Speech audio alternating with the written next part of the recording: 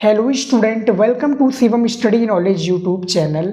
Student, आज के इस वीडियो में हम क्लास 12 भूगोल जियोग्राफी का अध्याय 1 लेकर आए हैं, जिसका नाम है मानव भूगोल प्रकृति एवं विषय क्षेत्र। इस चैप्टर के सारे इंपॉर्टेंट टॉपिक्स को आज के इस वीडियो में हम पढ़ने वाले हैं। सारी चीज़ें इस चैप्टर से रिलेटेड आज के इस वीडियो में हम आपको पढ़ाएंगे, जो कि काफ़ी ज़्यादा इम्पॉर्टेंट है। और आज के इस वीडियो को देखने के बाद में, सिर्फ एक वीडियो को देखने के बाद में, जो आपका चैप्टर 1 से रिलेटेड जो डाउट है वो क्लियर हो जाएगा। सारी चीज़ें आज के इस वीडियो के जियोग्राफी की वीडियो में कवर करने वाले हैं। वीडियो को लास्ट तक ज़रूर देखिएगा। इसका नोट्स भी आप बनाते चलिएगा। जो नोट्स लेना चाहते हैं इंस्टाग्राम पर मैसेज करें, हम आपको बता देंगे कि आपको नोट्स कैसे मिलेगा। यहाँ पर देखिए स्टूडेंट, सबसे फर्स्ट चैप्टर है हमारा भूगोल का। तो भूगोल से हमें क्या है, भूगोल से हमारा तात्पर्य क्या है, इसके बारे में हमें बहुत ज़्यादा ज़रूरी है जानना। जैसा कि सबसे फर्स्ट टॉपिक है मानव भूगोल। मानव भूगोल का हम परिभाषा पढ़ेंगे। यहाँ पर देखिए, मानव भूगोल में भौतिक पर्यावरण के साथ मानवीय गतिविधियों का अध्ययन किया जाता है। मानव भूगोल वो विज्ञान है, यानी यहाँ पर कहने का अर्थ है मानव भूगोल में जो भौतिक पर्यावरण है और मानवीय गतिविधियों का अध्ययन किया जाता है, ये मानव भूगोल का वो विज्ञान है। ये किसका विज्ञान है? मानव भूगोल का। ये छोटा सा इसका इंट्रोडक्शन था, जैसा कि आपको चैप्टर का नाम मैं दिखा दूं, मानव भूगोल प्रकृति एवं विषय क्षेत्र। इसके बारे में छोटा सा इंट्रोडक्शन था। जैसा कि हमने आपको हर एक वीडियो में बताता हूँ कि चैप्टर से आपको ज़्यादा ज़रूरी होता है चैप्टर का इंट्रोडक्शन, कि चैप्टर किस चीज़ पर आधारित है। चैप्टर का परिभाषा हमें पता होना बहुत ज़्यादा ज़रूरी है, तभी हम उससे रिलेटेड सारे जो टॉपिक हैं उसको कवर कर पाएंगे। यहाँ पर देखिए जो है अगला, मानव भूगोल से जुड़े ये आपका हेडिंग है, मानव भूगोल की विशेषताएँ। परिभाषा तो बता दिया, विशेषताएँ के बारे में भी बात कर लेते हैं। देखिए रेटिजल के अनुसार, यहाँ पर देखिए क्या है, रेटिजल के अनुसार बताया गया है। काफ़ी सारे जो भूगोल यानी भूगोलवेत्ता हैं उनके अनुसार भी बताए गए हैं। बोर्ड के पेपर में जब पूछे जाते हैं तो इस तरह से पूछे जाते हैं कि मानव भूगोल की विशेषताएं रेटिजल के शब्दों में दीजिए। 2 नंबर का आपका अति लघु उत्तरीय में क्वेश्चन पूछ लिया गया, तो इसी तरीके से आपको क्वेश्चन का क्या है, आंसर देना होगा। फिलहाल ये सिलेबस चल रहा है, सिलेबस पर आप ध्यान दीजिए, इसका नोट्स बनाइए, इसको याद कीजिए। जब आएगा इंपॉर्टेंट टॉपिक की बारी तो हम उसको भी पढ़ाते चलेंगे। तो रेटिजल के अनुसार देखिए क्या है, मानव भूगोल मानव समाज और धरातल के बीच संबंधों का संश्लेषित अध्ययन है। ये परिभाषा जो है हमने काफ़ी बार 12th में बता चुका हूँ और काफ़ी विद्यार्थी को इसको एक प्रकार से याद हो गया है, तो ये भी याद कर लीजिए। रेटिजल के अनुसार मानव भूगोल मानव समाज और धरातल के बीच संबंधों का क्या है, संश्लेषित अध्ययन है। अब हम देख लेते हैं पाल विडाल डी ला ब्लास के अनुसार इसकी परिभाषा क्या है, विशेषताएं क्या है। यहाँ पर हम विशेषताएं को देख रहे हैं, तो रेटिजल की विशेषताएं हमने देख ली। अब इनके कथन के अनुसार देख लेते हैं क्या है।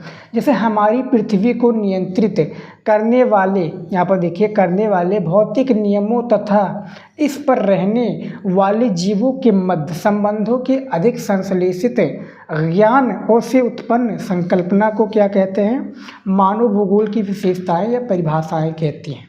ये मानव भूगोल की परिभाषाएं हैं। विशेषताएं भी इसकी दी होती हैं, जो कि काफ़ी ज़्यादा इम्पॉर्टेंट है, याद रखिएगा। यहाँ पर हम परिभाषाएं दे रहे थे। अब देख लेते हैं जो हमारा नेक्स्ट टॉपिक है, मानव भूगोल की प्रकृति। जो मानव भूगोल है इसका प्रकृति किस तरह से है, जैसा कि चैप्टर में ये आपका पता चल गया होगा। चैप्टर ही उसी के ऊपर है और ज़्यादा बड़ा चैप्टर तो ये है नहीं, बस इसके 4-5 हेडिंग है जो कि बोर्ड एग्जाम में काफ़ी ज़्यादा आते हैं, उसी को मैं बता देता हूँ। देखिए मानव भूगोल की प्रकृति में मानव भूगोल भौतिक पर्यावरण और मनुष्य द्वारा निर्मित सामाजिक सांस्कृतिक पर्यावरण के मध्य के संबंधों का अध्ययन उनकी परस्पर अन्योन्य क्रिया क्या है, अन्योन्य क्रिया के द्वारा करता है। जो इनकी परस्पर अन्योन्य क्रिया के द्वारा ये मानव भूगोल की परिभाषा या प्रकृति पर आधारित होता है। जैसे कुछ यानी हेडिंग के थ्रू बताया गया है, एग्जाम्पल के थ्रू बताया गया, ताकि आपको ज़्यादा से ज़्यादा समझ में आए।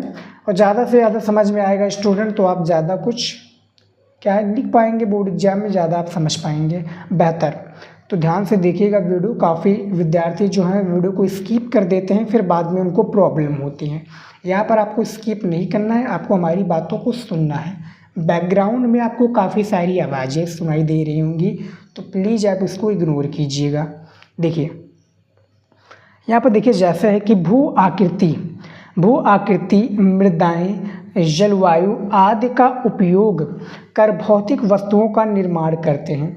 जैसे कि है मानव भूगोल प्रकृति में भू आकृति मृदाएं जलवायु आदि का उपयोग कर क्या है, भौतिक जो वस्तुओं का निर्माण करते हैं। उसके बाद में देखिए गृह गांव सड़क नगर उद्योग रेलों का जाल पतन दैनिक उपयोग में आने वाली वस्तुएं तथा भौतिक संस्कृति के अन्य सभी तत्व भौतिक पर्यावरण द्वारा पद्धति संसाधनों का उपयोग करते हुए मानव द्वारा निर्मित किए गए हैं।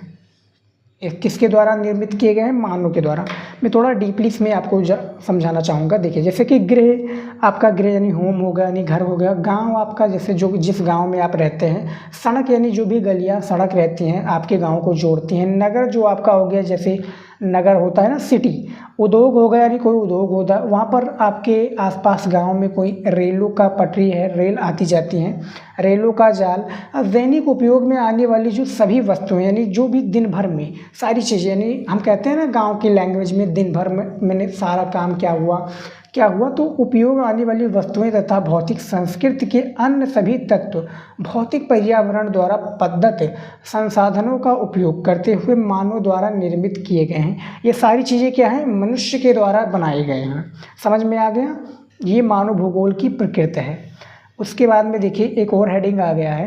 देखिए हेडिंग को आप लिखते जाइएगा और नोट्स आप ज़रूर बनाते जाइए स्टूडेंट। आप अपने हिसाब से नोट्स बनाएंगे तो ज़्यादा बेहतर रहेगा, ज़्यादा समझ पाएंगे। और यदि आपको क्या है, इतना टाइम नहीं है आपके पास कि आप नोट्स बना सकें, तो आप पेड नोट्स ज्वाइन कर लीजिए। 3 सब्जेक्ट का, देखिए स्टूडेंट 3 सब्जेक्ट का, जिस हिंदी इंग्लिश को छोड़कर 3 सब्जेक्ट का मात्र जो नोट्स है आपका 149 पड़ जाएगा। यानी एक नोट्स जो है आपका लगभग वही 50 या 49 रुपये का पड़ेगा। तो 3 नोट्स मैं आपको दूंगा और अच्छे से नोट्स बनाकर दिया जाएगा, आपको कोई भी प्रॉब्लम का सामना नहीं करना पड़ेगा। और 3 उसके साथ में क्या है, 3 साल यानी पिछले 3 साल का मैं पेपर भी आपको दूंगा जो उस सब्जेक्ट से जुड़े हुए हैं। तो नोट्स यदि आप बाई करना चाहते हैं तो इंस्टाग्राम की आईडी नीचे दी हुई है, नहीं तो आप नंबर पर भी क्या है फ़ोन मिला सकते हैं। फ़ोन मिला नहीं, व्हाट्सअप कर सकते हैं। व्हाट्सअप आप कर सकते हैं, इंस्टाग्राम पर जाएंगे उसके बायो में मैंने दिया हुआ है, तो आप वहां से भी क्या है सारी चीज़ों को जान सकते हैं। तो मानव का प्रकृतिकरण और प्रकृति का मानवीकरण, ये हमारा हेडिंग है, इसके बारे में हम बात कर लेते हैं। देखिए सबसे पहले क्या है, प्रकृतिकरण के बारे में हम बताएंगे आपको। जैसा कि प्रकृतिकरण क्या होता है, प्रकृतिकरण का अर्थ और इसका परिभाषा देखेंगे। देखिए प्रकृतिकरण से तात्पर्य मानव को प्रकृति के अनुसार स्वयं को ढाल लेने से है। स्वयं को यानी खुद को ढाल लेने से है। प्रौद्योगिकी ज्ञान की सहायता से, जो प्रौद्योगिकी ज्ञान की सहायता से एवं प्राकृतिक संसाधनों से विभिन्न प्रकार की सांस्कृतिक, यहाँ पर देखिए सांस्कृतिक वस्तुओं का निर्माण होने से ही प्रकृति का मानवीकरण होता है। ये क्या है, प्रकृति का मानवीकरण। यहाँ पे प्रकृति का एक प्रकार से परिभाषा दिया हुआ है, इसके बाद में हम मानवीकरण का भी परिभाषा देंगे। तो आप इसको क्या आराम से कॉपी पेन लेकर बैठ जाइए और नोट कर लीजिए, नहीं तो नहीं नोट करना तो दिमाग में अपने फीड कर ही रखिए, क्योंकि जब क्वेश्चन आएगा स्टूडेंट तो इस तरह से क्वेश्चन आएंगे कि प्रकृतिकरण किसे कहते हैं, प्रकृतिकरण और मानवीकरण के बीच में अंतर बताइए, यानी दोनों में डिफरेंस क्या है ये आपको बताना रहेगा। तो इस तरह से क्वेश्चन आएगा। फिलहाल आप नोट्स बनाइए तो ज़्यादा बेहतर रहेगा। तो ये भी हमने बता दिया है। अब देख लेते हैं इसके बारे में, और जैसे कि प्रकृतिकरण होता क्या है इसके बारे में हम इसका एग्जाम्पल देख लेते हैं। एग्जाम्पल से देखेंगे तो हमें ज़्यादा समझ में आएगा और आप लोगों को भी ज़्यादा समझाने में, एक प्रकार से समझाने में ज़्यादा अच्छा रहेगा और आपको डीपली समझ में आएगा। देखिए जैसा है, बादलों का गरजना बिजली चमकना, बादलों का गरजना बिजली चमकना से, यहाँ पर देखिए ब्रैकेट के अंदर था, याद रखिएगा, से डरता था और साथ ही वो प्रकृति की पूजा भी करता था। कौन करता था, प्रकृतिकरण। प्रकृतिकरण जैसे नाम से ही होता है प्रकृति के ऊपर आधारित, यानी हमारा वहाँ पर कंट्रोल ना होना। जैसे प्रकृति, बारिश होती है तो प्रकृति की होती है, भूकंप आता है तो प्रकृति के द्वारा आता है, या भूकंप, उसके बाद में हवा चलना तेज, फिर उसके बाद में क्या है जो भी हमारी पृथ्वी पे होते रहते हैं, यानी एक प्रकार से कह सकते हैं कि दिन रात होती है प्रकृति के द्वारा होती है। तो ये प्रकृतिकरण का होता है। बादल का गरजना, बिजली चमकना, ये प्रकृति के द्वारा होता है। ये एग्जाम्पल है इसका, समझ में आ गया। उसके बाद में देखिए मानवीकरण। मानवीकरण क्या होता है, इसके बारे में भी स्टूडेंट थोड़ा आप जान लीजिए। देखिए मानवीकरण, जैसा कि आपको परिभाषा में इसमें दिया हुआ है, आप देखिए इसका हमें बताना है। तो प्रकृतिकरण का परिभाषा बता दिया है, मानवीकरण का आप थोड़ा समझेंगे। देखिए मानवीकरण का, मानव द्वारा प्रौद्योगिकी का प्रकृति को अपने अनुसार ढाल लेना प्रकृति का मानवीकरण कहलाता है। यहाँ पर देखिए बहुत ही अच्छा एक प्रकार से परिभाषा दिया हुआ है कि मानव द्वारा प्रौद्योगिकी का प्रयोग करके प्रकृति को अपने अनुसार ढाल लेना क्या है, प्रकृति का मानवीकरण कहलाता है। जैसे DNA और आनुवांशिकी के रहस्यों को प्रकृति के ज्ञान द्वारा क्या है, समझाना संभव हुआ है, जिसकी सहायता से अनेक बीमारियों पर क्या है, विजय प्राप्त हुई है। जो अनेक बीमारियां, इस पर एक प्रकार से विजय हमारी प्राप्त हुई है। टॉपिक आ जाता है, वो है मानव भूगोल के क्षेत्र तथा क्या है, उपक्षेत्र। ये हमारा अगला टॉपिक है और इसके टॉपिक से संबंधित जो जितने भी हेडिंग बनते हैं वो सारी चीज़ें हम आपको बताएंगे। यहाँ पर देखिए जो ये हेडिंग है, मानव भूगोल के क्षेत्र तथा उपक्षेत्र, इसमें थोड़ा क्या है परिभाषा दिया हुआ है। इसका परिभाषा हम समझेंगे, पढ़ेंगे, उसके बाद में इसकी सारी जो उपक्षेत्र तथा क्षेत्र हैं उसके बारे में हम जानेंगे। यहाँ पर देखिए इसका जो परिभाषा है, मानव भूगोल मानव और पर्यावरण के अंतर संबंधों का अध्ययन है। इसमें मानव जीवन के सभी तथ्यों को, जो इसमें मानव जीवन के क्या है, सभी तथ्यों के साथ घटने वाली घटनाएं, ये देखिए एक है, घटने वाली घटनाओं की व्याख्या होती है। किसमें होती है, मानव भूगोल के क्षेत्र तथा उपक्षेत्र में। ये इसका जो परिभाषा है स्टूडेंट बहुत बड़े में दिया हुआ है, लेकिन इसको क्या है मैंने कट करके छोटे में बना दिया है, क्योंकि क्या है स्टूडेंट जो अति लघु उत्तरीय में ज़्यादातर इसके क्वेश्चन पूछे जाते हैं। तो अति लघु उत्तरीय में जब क्वेश्चन ये पूछे जाएंगे तो वहाँ पर आपका 2 नंबर का एक क्वेश्चन होता है, तो इसीलिए मैंने ज़्यादा बड़े में नहीं किया है। इसका जो क्षेत्र और उपक्षेत्र होगा वो बड़े में हो जाएगा, आगे आप समझेंगे। यहाँ पर देखिए मानव भूगोल के क्षेत्र और उपक्षेत्र का यहाँ पर नाम रहेगा, और सामाजिक विज्ञान, यहाँ पर देखिए क्या है, सामाजिक विज्ञान के सहयोगी अनुशासकों से अंतर्पृष्ठ, ये अंतर्पृष्ठ उसकी जो सब्जेक्ट्स के नेम होंगे यानी विषय का जो नाम होगा वो इसमें लिखा है। तो देखिए सामाजिक भूगोल में क्या क्या आते हैं, देखिए सामाजिक विज्ञान और समाजशास्त्र। समाजशास्त्र 12th में रहता है और हाई स्कूल में यानी 10th में जो आपका रहता है सामाजिक विज्ञान रहता है। आप लोगों ने पढ़ा होगा और ये कंपलसरी होता है पढ़ना, किसमें, हाई स्कूल में। उसके बाद में देखिए व्यवहारवादी भूगोल। व्यवहारवादी भूगोल को क्या कहते हैं, मनोविज्ञान। मनोविज्ञान यानी व्यक्ति के व्यवहारों से एक प्रकार से परिचित होना, ये हमारा मनोविज्ञान कहलाता है। इतना आपको पता है, जो इंटर में यानी मनोविज्ञान लिए होंगे सब्जेक्ट या शिक्षा शास्त्र लिए होंगे उनको ये पता होगा। उसके बाद में हमारा जाता है अगला सामाजिक कल्याण का। देखिए सामाजिक कल्याण का उपक्षेत्र या विज्ञान सहयोगी पृष्ठ क्या होगा, नाम क्या होगा, वो है कल्याण अर्थशास्त्र। क्या है, कल्याण अर्थशास्त्र इसका नाम है, सामाजिक भूगोल के जो अंतर्गत आता है। समझ में आ गया।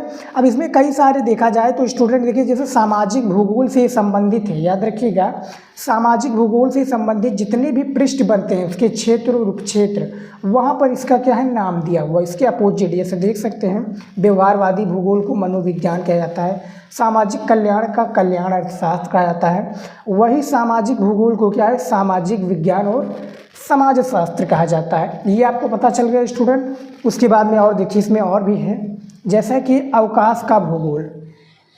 कौन सा भूगोल, अवकाश का भूगोल। ये अवकाश का भूगोल होता है मानव विज्ञान। मानव विज्ञान जैसे यहाँ पर आप देख सकते हैं लिखा हुआ भी है मानव विज्ञान। फिर हमारा जाता है सांस्कृतिक भूगोल। सांस्कृतिक भूगोल कई सारे सब्जेक्ट से बने होते हैं, जैसे कि समाज शास्त्र आपका, यानी हमारी समाज में कौन सी सांस्कृतिक है या कौन सी संस्कृति है इसके बारे में जानना। मानव विज्ञान क्या है, महिला अध्ययन, ये सांस्कृतिक भूगोल के अध्ययन में आता है। समझ में आ गया स्टूडेंट। इसमें काफ़ी सारे दिए होते हैं, फिलहाल मैं आपको छोटा छोटा बता देता हूँ जो इम्पोर्टेंट है, जो बोर्ड एग्जाम में जब आएगा तब आप लिखेंगे आपको नंबर दे दिया जाएगा। छोटा छोटा हम बता देते हैं। उसके बाद में देखिए नगरीय भूगोल। नगरीय भूगोल के अंतर्गत आपका आता क्या है, नगरीय अध्ययन और नियोजन, यानी नगर की सारी चीज़ों को जानना, नगर में क्या चल रहा है उसकी सारों को क्या है, उसकी सारी चीज़ों को अध्ययन करना, नगर की सारी चीज़ों को अध्ययन करना, उसका नियोजन करना, ये नगरीय भूगोल कहलाता है। अब हमारा अगला जाता है राजनीतिक भूगोल। देखिए राजनीतिक भूगोल को तो बताने की आवश्यकता है नहीं, काफ़ी स्टूडेंट जानते होंगे। जो 12th में सिविक्स का कहने का अर्थ है नागरिक शास्त्र, नागरिक शास्त्र जिन्होंने भी लिया होगा उनको ये क्या है पता होगा, राजनीतिक भूगोल किसे कहते हैं। यहाँ पर देखिए राजनीतिक विज्ञान। अब देखिए राजनीतिक भूगोल के लीजिए राजनीतिक विज्ञान, जिसको हम पॉलिटिकल साइंस भी कहते हैं। क्या है, पॉलिटिकल साइंस भी हम इसको कहते हैं। समझ में आ गया। फिर इसमें देखिए निर्वाचन भूगोल। निर्वाचन भूगोल में आपका क्या जाता है स्टूडेंट, निर्वाचन भूगोल में आप समझेंगे, यहाँ पर देखिए निर्वाचन भूगोल में कुछ नहीं आता है। सैन्य भूगोल में आपका सैन्य विज्ञान आता है। सैन्य भूगोल बेसिकली होता किस चीज़ पर है, मैं आपको थोड़ा बताना चाहूँगा। जो सैन्य भूगोल है आपका स्टूडेंट, ये होता है किस पर, जो मिलिट्री यानी जो हमारे थल सेना है, जो सेना से रिलेटेड ये सैन्य विज्ञान होता है। जब आप बीए करेंगे यानी बैचलर ऑफ आर्ट जब आप करेंगे 12th के बाद में, तब आपको समझ में आ जाएगा कि सैन्य विज्ञान भी एक सब्जेक्ट होता है। समझ में आ गया। अब देखिए आवास भूगोल। आवास भूगोल क्या होता है बेसिकली, आवास भूगोल जैसे कि नगर का काम एक प्रकार से होता है ना ग्रामीण क्षेत्रों में, कि आवास यानी वो आवास योजना है या उससे कोई भी संबंधित है, ये इसमें जुड़े होते हैं आवास भूगोल में। नगर, ग्रामीण नियोजन, नगर स्लेश करके ग्रामीण नियोजन, समझ में आ गया। ये सारी चीज़ें होती हैं इसमें आवास भूगोल में। और बैकग्राउंड में स्टूडेंट काफ़ी सारी आवाज़ें आ रही होंगी, तो मैं माफ़ी चाहूँगा क्योंकि बैकग्राउंड में काफ़ी सारी अननोन वॉइस आती रहती हैं, तो प्लीज़ आप इसको क्या है इग्नोर कीजिए, ठीक है। और हम पढ़ाई पर आगे बढ़ते हैं। तो ये भी हमारा जो कंप्लीट हो गया। जैसे मानव भूगोल के जो क्षेत्र तथा उपक्षेत्र थे, काफ़ी सारे क्षेत्र उपक्षेत्र हैं, जैसे कि इसमें तो हो ही गया। फिर और भी मैं आपको बताना चाहूँगा, जैसे कि कृषि भूगोल। कृषि भूगोल में आ जाता है आपका कृषि विज्ञान। संसाधन भूगोल में संसाधन अर्थशास्त्र। उद्योग भूगोल में आपका औद्योगिक अर्थशास्त्र। फिर देखिए विपणन भूगोल में व्यावसायिक अर्थशास्त्र। पर्यटन भूगोल में पर्यटन और यात्रा प्रबंधन। ये सारी चीज़ें आपकी आती हैं किसमें, मानव भूगोल के क्षेत्र तथा उपक्षेत्र में। समझ में आ गया स्टूडेंट। अब देखते हैं हमारा लास्ट टॉपिक, जो हमारा लास्ट टॉपिक है, ये आप समझेंगे स्टूडेंट, बहुत ही ज़्यादा इंपॉर्टेंट टॉपिक है। और इसी से संबंधित जो है बोर्ड एग्जाम में क्वेश्चंस भी आते हैं, आप लोगों को मैंने काफ़ी बार बताया भी है। इसके मैं टॉपिक स्टूडेंट में जल्द ही लेकर आने वाला हूँ। फिलहाल मैं चैप्टर वाइज आपको बताऊँगा, बीच बीच में मैं क्या है टॉपिक का भी वीडियो बनाऊँगा। टॉपिक का वीडियो होता है क्या बेसिकली कि पूरे किताब का निचोड़, यानी हर एक सब्जेक्ट का मैं क्या है टॉपिक वीडियो लेकर आने वाला हूँ। लेकिन फ़िलहाल क्या है मैं एक एक सब्जेक्ट का लेकर आऊँगा, हर एक चैप्टर का क्या है स्टूडेंट, हर एक चैप्टर का मैं टॉपिक वीडियो बनाऊँगा, जिसमें क्या है हर एक चैप्टर का आपका टॉपिक रहेगा, वो भी चैप्टर वाइज के इतने टॉपिक आपके बोर्ड के पेपर में पूछे जाएंगे और आप पढ़ लेंगे तो आपका बेड़ा पार है, आप काफ़ी अच्छा स्कोर करेंगे, तैयार कर लेंगे उसके आंसर को। तो जो हमारा नेक्स्ट जो हमारा आ जाता है स्टूडेंट, नेक्स्ट जो क्या आ जाता है हमारा नेक्स्ट टॉपिक आ जाता है मानव भूगोल की 3 प्रमुख विचारधाराएँ। 3 प्रमुख विचारधाराएँ कौन है, सारी चीज़ों को हम आपको बताएंगे। फिलहाल यहाँ पर देखिए सबसे पहला जो विचारधारा है पर्यावरणीय निश्चयवाद। क्या है, पर्यावरणीय निश्चयवाद। इसमें क्या होता है, आदिम समय में प्रकृति की शक्तियों व मानव के बीच, आदिम समय में प्रकृति की शक्तियों व मानव के बीच परस्पर होने वाली क्रियाओं को पर्यावरणीय निश्चयवाद कहा जाता है। यानी बेसिकली होता क्या है, यहाँ पर देखिए पर्यावरणीय निश्चयवाद कहा जाता है। ये जो विचारधारा होती है क्या है, मनुष्य की प्रत्येक जो क्रियाकलाप होते हैं, कौन सा विचारधारा, पर्यावरणीय निश्चयवाद। इसको हम क्या कहते हैं, नियतिवाद भी कहते हैं स्टूडेंट।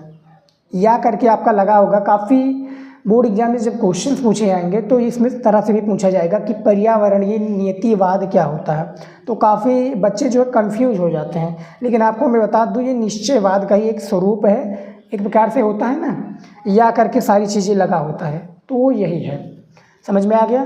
तो ये क्या है, प्रत्येक क्रियाकलाप को पर्यावरण से क्या है, नियंत्रित किया जाता है और इसका अनुसरण करने वाले मानते हैं कि भौतिक कारक जैसे जलवायु, उच्चवच, प्राकृतिक, वनस्पति आदि मानव के समस्त क्रियाकलाप और जीवन शैली को क्या है, नियंत्रित करते हैं, अतः इसके प्रकृति की शक्ति को क्या है, प्रधानता होती है।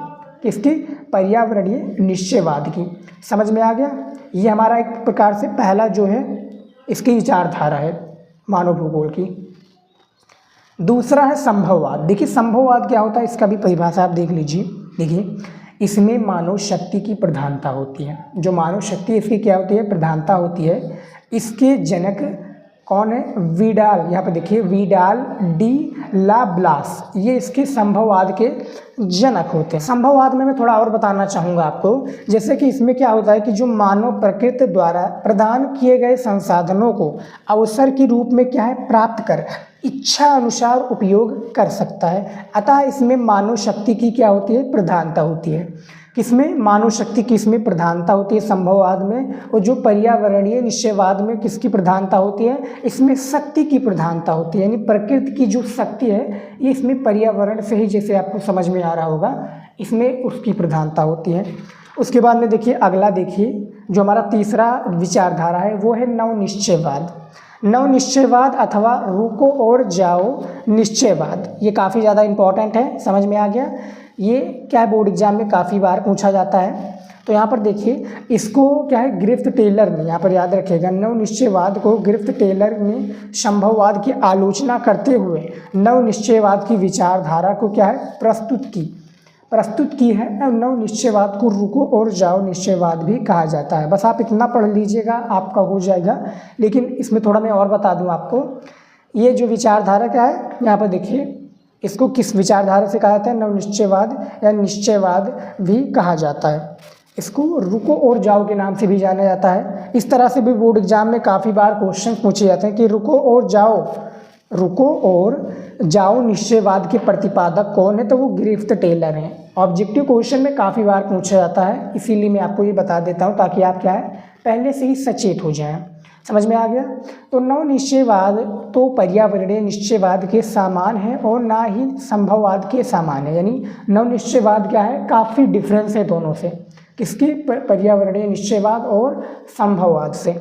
यहाँ पर देखिए, बल्कि इससे ये बताया गया है कि प्राकृतिक नियमों का अनुपालन करके हम प्रकृति पर विजय प्राप्त कर सकते हैं। अर्थात जब प्रकृति एवं स्वयं यहाँ पर देखिए रूपांतरण या परिवर्तन की स्वीकृति दे, तभी मानव को अपने विकास के प्रयत्नों को और अग्रसर होना चाहिए। ये नवनिश्चयवाद का एक प्रकार से स्वरूप है पूरा। समझ में आ गया। ये तीनों चीज़ें जो है विचारधाराएं सिर्फ जुड़े हुए हैं और तीनों विचारधाराएं दिए हुए हैं। तो ये हमने तीनों चीज़ों को बता दिया है जो कि टॉपिक से संबंधित था। फिलहाल जो है हमने सारी चीज़ों को बता दिया है जो चैप्टर 1 से रिलेटेड था। चैप्टर 1 में ज़्यादा इंपॉर्टेंट टॉपिक्स नहीं थे, लेकिन जो थे वो हमने बता दिया है। फिलहाल स्टूडेंट इस वीडियो में इतना ही।